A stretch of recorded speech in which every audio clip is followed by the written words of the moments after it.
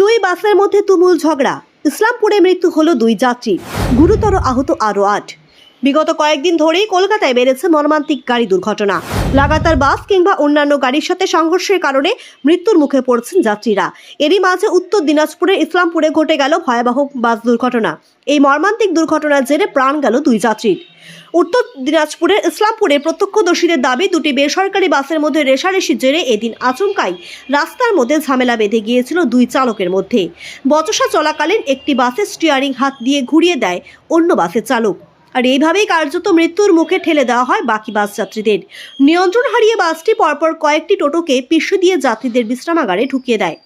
এর ফলে মুহূর্তের মধ্যে রক্তে লাল হয়ে যায় ইসলামপুর বাস টার্মিনাস। এই ঘটনায় মৃত্যু হয় 10 জন কিশোরী সহ এক যুবকের। জানা যাচ্ছে কমপক্ষে 8 জন এই ঘটনায় মারাত্মকভাবে জখম হয়েছেন। স্থানীয়রাই আহতদের উদ্ধার করে ইসলামপুর হাসপাতালে ভর্তি করেছিলেন। খবর পেয়ে ঘটনাস্থলে চলে আসে দমকল পুলিশ। তারাও এদিন উদ্ধার কাজে হাত লাগান। এই দুর্ঘটনাকে কেন্দ্র করে ব্যাপক উত্তেজনা ছড়ায় এলাকায়। এর প্রসঙ্গে প্রত্যক্ষদর্শী কানাইলাল আগরওয়াল জানিয়েছেন, দুটো বাস নিজেদের মধ্যে রেষারেষি করছিল। রাস্তার মধ্যেই একে অপরের সঙ্গে ঝামেলা শুরু করে দেয় তারা। একটা বাস ছিল পেছনে, সে এগিয়ে গিয়ে অন্য বাসের ড্রাইভারের সামনে চলে আসে।